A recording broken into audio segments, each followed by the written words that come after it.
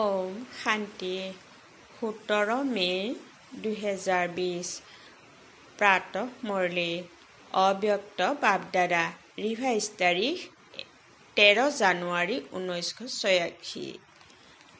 আজিৰ শিক্ষক বাক্য ব্ৰাহ্মণ জীৱন সদায় অসীমৰ আনন্দৰ জীৱন।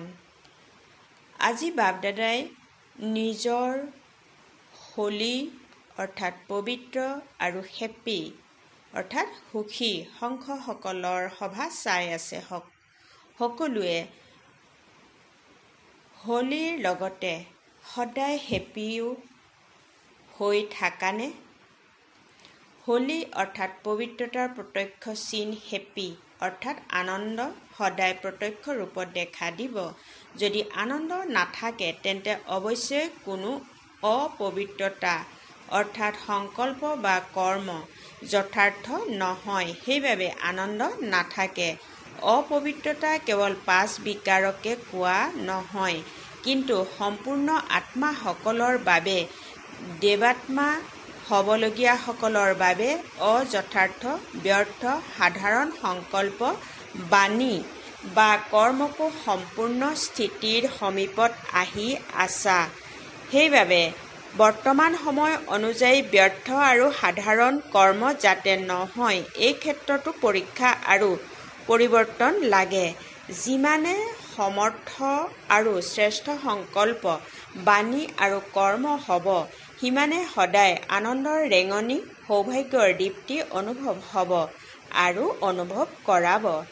বাপদাদাই সকলো সন্তানৰে এই দুটি কথা চেক কৰি আছিল যে পবিত্ৰতা কলৈকে ধাৰণা কৰিছে, ব্যৰ্থ আৰু সাধাৰণতা কেতিয়াও কিমানলৈকে আছে এতিয়াও, আৰু আত্মিক আনন্দ, অবিনাশী আনন্দ, আন্তৰিক আনন্দ কলৈকে থাকে।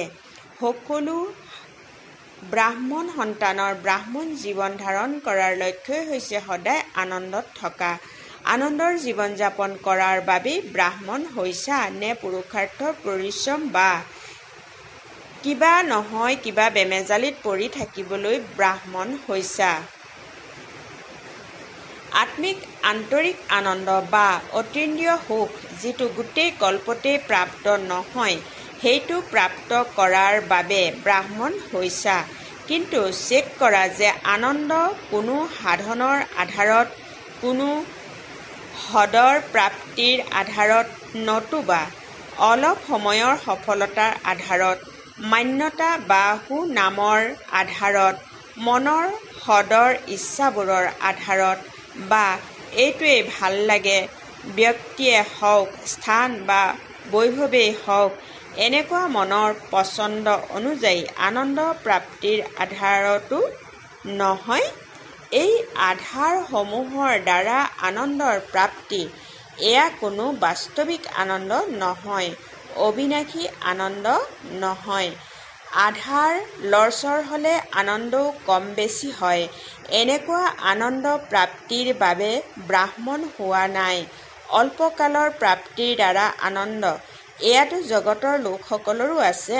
তোমালোকৰো শ্লোগান হৈছে খোৱা, পান কৰা, আনন্দ কৰা। কিন্তু সেই অল্পকালৰ আধাৰ সমাপ্ত হ'লে আনন্দও সমাপ্ত হৈ যায়। এনেদৰে ব্ৰাহ্মণ জীৱনতো যদি এই আধাৰসমূহৰ দ্বাৰা আনন্দ প্ৰাপ্তি হয়, তেন্তে পাৰ্থক্য কি থাকিল?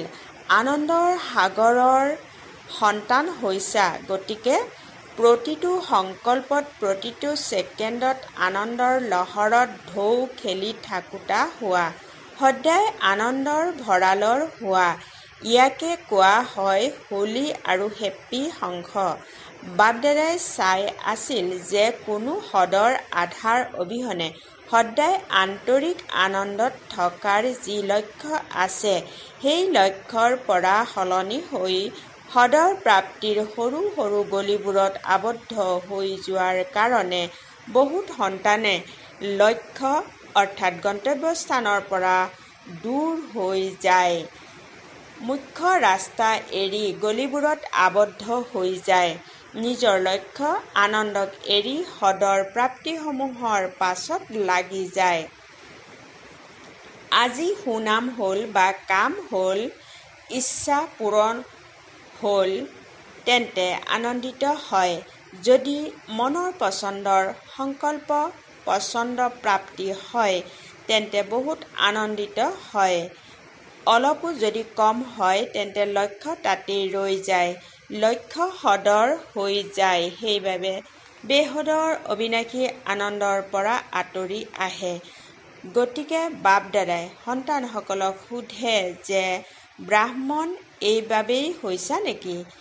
এইবাবেই এই আত্মিক জীৱন আঁকোৱালি লৈছা নেকি? এয়াতো সাধাৰণ জীৱন নহয়, ইয়াক শ্ৰেষ্ঠ জীৱন বুলি কোৱা নহয়। যি কৰ্মই নকৰা, লাগিলে যিমানেই ডাঙৰ সেৱাৰ কাম নহওক, কিন্তু যি সেৱাই আন্তৰিক আনন্দ, আত্মিক ফূৰ্তি আৰু বেহদৰ প্ৰাপ্তিৰ পৰা অৱনমিত কৰি দিয়ে, অৰ্থাৎ সদলৈ আনে। আজি ফূৰ্তি, কাইলৈ মূৰ্ছিত অৱস্থা, আজি আনন্দ, কাইলৈ খেলিমেলিত পেলাই দিয়ে, আনন্দৰ পৰা বঞ্চিত কৰি দিয়ে। এনেকুৱা সেৱা এৰি দিয়া, কিন্তু আনন্দ নেৰিবা।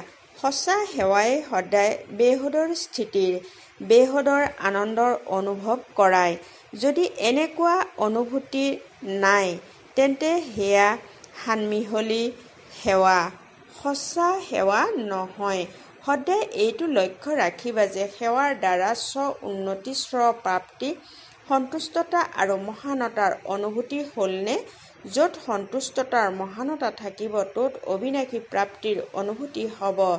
সেৱা অৰ্থাৎ ফুলৰ বাগিচাক জাতিষ্কাৰ কৰি তোলা।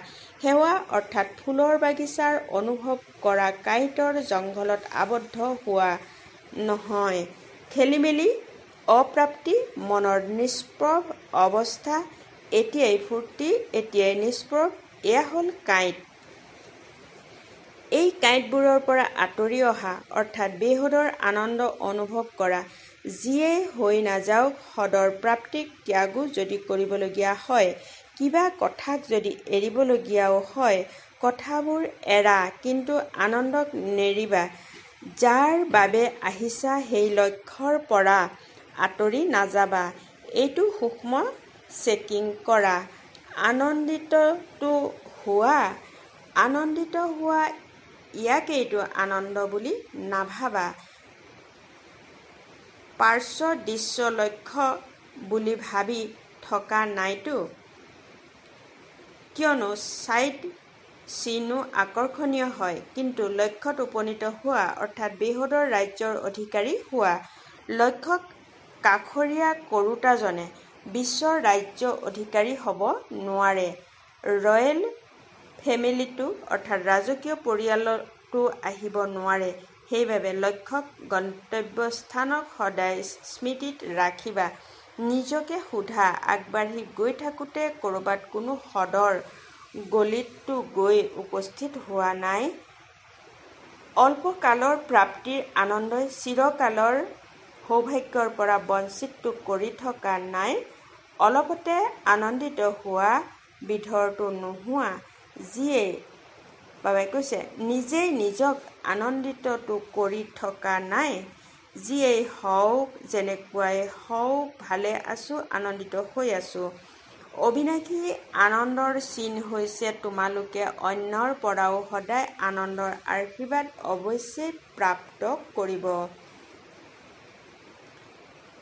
বাপ-দাদা আৰু নিমিত্ত জ্যেষ্ঠসকলৰ স্নেহৰ আশীৰ্বাদে ভিতৰত অলৌকিক আত্মিক আনন্দৰ সাগৰত নাচি বাগি থকাৰ অনুভৱ কৰাব। অমনোযোগিতাৰ বাবে এনেকৈ নাভাবিবা যে মইতো ভালেই, কিন্তু আনে মোক বুজি নাপায়। সূৰ্যৰ কিৰণ জানো লুকাই থাকিব পাৰে? সত্যতাৰ সুবাস কেতিয়াও নোহোৱা হৈ যাব নোৱাৰে, লুকাই থাকিব নোৱাৰে। সেইবাবে কেতিয়াও প্ৰবঞ্চিত নহবা। এইটো পাঠেই দৃঢ় কৰিবা। প্ৰথমতে নিজৰ বেহদৰ অবিনাশী আনন্দৰ পাছত অন্য কথা। বেহদৰ আনন্দই সেৱাৰ বা সকলোৰে স্নেহৰ, সকলোৰে দ্বাৰা অবিনাশী সন্মান প্ৰাপ্ত কৰাৰ সৌভাগ্য, অৰ্থাৎ শ্ৰেষ্ঠ ভাগ্য স্ৰোতঃ অনুভূতি কৰাব। যি সদায় আনন্দিত হৈ থাকে তেওঁ সৌভাগ্যশালী হয়। পৰিশ্ৰমৰ অবিহনে ইচ্ছা নকৰিলেও অথবা নকলেও সকলো প্ৰাপ্তি সহজে হ'ব। এই পাঠটি দৃঢ় কৰিলানে? বাপ-দাদাই লক্ষ্য কৰে কিহৰ বাবে আহিছে, কলৈ যাব লাগে আৰু কলৈ গৈ আছে। হ্ৰদক এৰি আকৌ যদি হ্ৰদলৈকে যোৱা তেন্তে বেহদৰ অনুভৱ কেতিয়া কৰিবা? বাপ-দাদাৰো সন্তানসকলৰ প্ৰতি স্নেহ উপজে, দয়া উপজে বুলিতো কোৱা নহ'ব, কিয়নো ভিক্ষাৰী হোৱা জানো? দাতা বিধাতাৰ সন্তান হোৱা, দুখীসকলক দয়া কৰা হয়। তোমালোকতো সুখস্বৰূপ সুখদাতাৰ সন্তান হোৱা। এতিয়া বুজি পাইছা কি কৰিব লাগে? বাপ-দাদাই এই বছৰৰ বাবে বাৰে বাৰে ভিন্ন ভিন্ন কথাৰ প্ৰতি মনোযোগ আকৰ্ষণ কৰাই আছে। এই বছৰ বিশেষ নিজৰ প্ৰতি এটেনশ্যন দিয়াৰ সময় দিয়া হৈছে। জগতৰ লোকসকলেতো কেৱল কয় খোৱা, পান কৰা, ফূৰ্তি কৰা, কিন্তু বাপ-দাদাই কয় খোৱা আৰু খুওৱা, ফূৰ্তিত থাকিবা আৰু আনকো ফূৰ্তিত লৈ আনিবা। বাৰু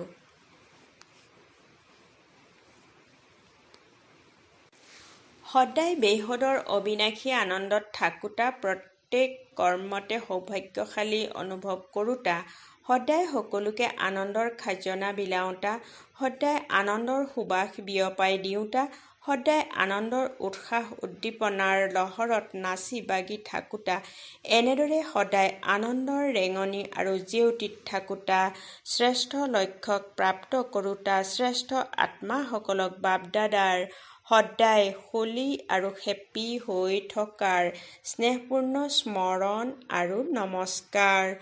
প্ৰাৰ্থীবোৰৰ লগত ১ নম্বৰ, প্ৰবৃত্তিত থাকি সদায় উপৰাম আৰু পিতাৰ মৰমৰ হোৱা নহয়নে?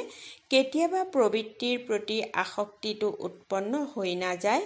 যদি ক'ৰবাত কাৰোবাৰ প্ৰতি আসক্তি আছে তেন্তে সেয়া সদা কালৰ বাবে নিজৰ জীৱন বাটত বিঘ্নৰূপ হৈ যায়। সেইবাবে সদায় নিৰ্বিঘ্ন হৈ আগবাঢ়ি গৈ থাকিবা। কল্পৰ আগৰ নিচিনাকৈ অংগদ হৈ অটল হৈ থাকিবা। অংগদৰ কি বিশেষত্ব দেখুৱাইছে? এনেকুৱা নিশ্চয় বুদ্ধিৰ যে কোনেও ভৰিও লৰচৰ কৰিব নোৱাৰে। মায়াই নিশ্চয় ৰূপী ভৰিক অস্থিৰ কৰাবৰ বাবে ভিন্ন ভিন্ন প্ৰকাৰেৰে আহে, কিন্তু মায়া অস্থিৰ হৈ যাওক, তোমালোকৰ নিশ্চয়ৰূপী ভৰি যাতে লৰচৰ নকৰে। মায়াই নিজে সমৰ্পিত হয়, তোমালোকতো সমৰ্পিত নোহোৱা নহয় জানো? পিতাৰ আগত সমৰ্পিত হবা, মায়াৰ আগত নহয়। এনেকুৱা নিশ্চয় বুদ্ধিৰ সকল সদায় নিশ্চিন্ত হৈ থাকে। যদি অলপো কিবা চিন্তা আছে তেন্তে নিশ্চয়ৰ অভাৱ আছে। কেতিয়াবা কোনো কথাৰ বাবে অলপো যদি চিন্তা হৈ যায় তাৰ কাৰণ কি হয়? নিশ্চয় কিবা নহয় কিবা কথাত নিশ্চয়ৰ অভাৱ আছে। হয়তো ড্ৰামাৰ প্ৰতি নিশ্চয়ৰ অভাৱ, নাইবা নিজৰ প্ৰতি নিশ্চয়ৰ অভাৱ, অথবা পিতাৰ প্ৰতি নিশ্চয়ৰ অভাৱ। তিনিওটি প্ৰকাৰৰ নিশ্চয়ত যদি অলপো নিশ্চয়ৰ অভাৱ আছে তেন্তে নিশ্চিন্ত হৈ থাকিব নোৱাৰা। সকলোতকৈ ডাঙৰ বেমাৰ হৈছে চিন্তা। চিন্তাৰ বেমাৰৰ ঔষধ ডাক্তৰৰ ওচৰততো নাই। অলপ সময়ৰ বাবে টোপনি অহাৰ ঔষধ দিব, কিন্তু সদাকালৰ বাবে চিন্তা আঁতৰ কৰিব নোৱাৰে। চিন্তাত থকাসকলে যিমানেই প্ৰাপ্তিৰ পিছত দৌৰে সিমানেই প্ৰাপ্তি আগলৈ দৌৰ মাৰে। সেইবাবে সদায় নিশ্চয়ৰ ভৰি যাতে অচল হৈ থাকে। সদায় এক বল এক ভৰসা, এয়াই ভৰি। নিশ্চয় বুলিয়ে কোৱা, ভৰসা বুলিয়ে কোৱা কথা একেটাই। এনেকুৱা নিশ্চয় বুদ্ধিৰ সন্তানসকলৰ বিজয় নিশ্চিত। ২ নম্বৰ, সদায় পিতাৰ প্ৰতি উৎসৰ্গিত হওঁতা হোৱানে? ভক্তিত যি প্ৰতিশ্ৰুতি দিছিলা সেয়া পালন কৰোঁতা হোৱানে? কি প্ৰতিশ্ৰুতি দিছিলা? সদায় আপোনাৰ প্ৰতি উৎসৰ্গিত হ'ম। উৎসৰ্গিত অৰ্থাৎ সদায় সমৰ্পিত হৈ বলৱান হওঁতা। তেন্তে উৎসৰ্গিত হৈ গ'লা নে হ'বলৈ গৈ আছা? উৎসৰ্গিত হোৱা মানে মোৰ একো নাই, মোৰ ভাৱ সমাপ্ত, মোৰ শৰীৰো নহয়। তেন্তে কেতিয়াবা দেহ অভিমানত আহানে? মোৰ ভাৱ আছে, সেইবাবে দেহবোধ জাগে। ইয়াৰো সিপাৰে থাকোঁতা ইয়াকে উৎসৰ্গিত হোৱা বুলি কোৱা হয়। গতিকে মোৰ ভাৱ সদাকালৰ বাবে সমাপ্ত কৰি যোৱা। সকলো তোমাৰ, এয়াই অনুভৱ কৰি গৈ থাকিবা। যিমানেই বেছি অনুভৱী সিমানেই সৰ্তা-কৰ্তা স্বৰূপ। তেওঁলোকে কেতিয়াও প্ৰবঞ্চিত হ'ব নোৱাৰে, দুখৰ লহৰত আহিব নোৱাৰে। গতিকে সদায় অনুভৱৰ কাহিনী সকলোকে শুনাই থাকিবা। অনুভৱী আত্মাই অলপ সময়তে বেছিকৈ সফলতা প্ৰাপ্ত কৰে। ভাল বাৰু। বিদায়ৰ সময়ত 14 জানুৱাৰীৰ মকৰ সংক্ৰান্তিৰ স্নেহপূৰ্ণ স্মৰণ। আজিৰ দিনটিৰ মহত্বই সদায় খোৱা আৰু খুওৱা মহত্বপূৰ্ণ কৰি দিলে। কিবা খায় আৰু কিবা খুৱায়। তেওঁলোকে তিল দান কৰে অথবা খায়। তিল অৰ্থাৎ অতি ক্ষুদ্ৰ বিন্দু। কিবা কথাৰ উদয় হ'লে, কথা অতি সৰু হ'লে তেতিয়া কয়, এয়া তিলৰ সমান, আৰু ডাঙৰ হ'লে পাহাৰৰ সমান বুলি কোৱা হয়। গতিকে পাহাৰ আৰু তিল বহুত পাৰ্থক্য আহি যায়, নহয়নে? তিলৰ মহত্ব এইবাবেই আছে কিয়নো অতি সূক্ষ্ম বিন্দু হৈ যোৱা। যেতিয়া বিন্দু ৰূপ হৈ যোৱা তেতিয়াহে উড়ন্ত কলাৰ চিলা হৈ যোৱা। গতিকে তিলৰো মহত্ব আছে, আৰু তিলৰ সৈতে সদায় মিঠা মিশ্ৰিত কৰি সংগঠিত ৰূপত অনা হয়। এনেয়ে তিল নাখায়। গতিকে তিল মধুৰতা অৰ্থাৎ স্নেহেৰে সংগঠিত ৰূপত অনাৰ চিন। যিদৰে তিলত মিঠা মিশ্ৰিত কৰিলে তেতিয়া ভাল লাগে। এনেয়ে যদি তিল খোৱা তেন্তে তিতা লাগিব, কিন্তু মিঠা মিশ্ৰিত হ'লে বহুত ভাল লাগে। গতিকে তোমালোক আত্মাসকলেও যেতিয়া মধুৰতাৰ সৈতে সম্বন্ধত আহি যোৱা, স্নেহত আহি যোৱা, তেতিয়া শ্ৰেষ্ঠ হৈ যোৱা। গতিকে এয়া সংগঠিত মধুৰতাৰ স্মাৰক। ইয়াৰো চিন আছে। গতিকে সদায় নিজক মধুৰতাৰ আধাৰত সংগঠনৰ শক্তিত অনা, বিন্দু ৰূপ হোৱা আৰু চিলা হৈ উড়ন্ত কলাত উৰা। এয়া হ'ল আজিৰ দিনটিৰ মহত্ব। গতিকে পালন কৰা অৰ্থাৎ তেনেকুৱা হোৱা। গতিকে তোমালোক তেনেকুৱা স্বৰূপৰ হৈ উঠা, আৰু তোমালোকে কেৱল অলপ সময়ৰ বাবে তেওঁলোকে কেৱল অলপ সময়ৰ বাবে পালন কৰে। ইয়াত দান দিয়া অৰ্থাৎ যি কিছু দুৰ্বলতা আছে তাক দান দি দিয়া। সৰু কথা বুলি ভাবি দি দিয়া। তিল বুলি ভাবি দি দিয়া। ডাঙৰ কথা বুলি নাভাবিবা। এৰিব লাগিব, দিব লাগিব, নহয়? তিলৰ সমান সৰু কথাক দান দিয়া। আনন্দেৰে সৰু কথা বুলি ভাবি আনন্দেৰে দি থাকা। এয়া হৈছে দানৰ মহত্ব। বুজি পালা? সদায় স্নেহী হবা, সদায় সংগঠিত ৰূপত চলিবা, আৰু সদায় ডাঙৰ কথাক সৰু বুলি ভাবি সমাপ্ত কৰি দিবা, জুইত জ্বলাই দিবা। এয়া হৈছে মহত্ব। গতিকে পালন কৰিলা, নহয়? দৃঢ় সংকল্পৰূপী জুই প্ৰজ্বলিত কৰি দিলা। এই দিনটিত জুই জ্বলাই, নহয় জানো? গতিকে সংস্কাৰ পৰিৱৰ্তনৰ দিৱস। তেওঁলোকে সংক্ৰান্তি বুলি কয়, তোমালোকে সংস্কাৰ পৰিৱৰ্তন বুলি ক'বা। বাৰু, সকলোকে স্নেহ আৰু সংগঠনৰ শক্তিত সদায় সফল হৈ থকাৰ স্নেহপূৰ্ণ স্মৰণ আৰু সুপ্ৰভাত। আজিৰ বৰদান। সদায় ভগৱান আৰু ভাগ্যৰ স্মৃতিত থাকোঁতা সৰ্বশ্ৰেষ্ঠ ভাগ্যৱান হোৱা।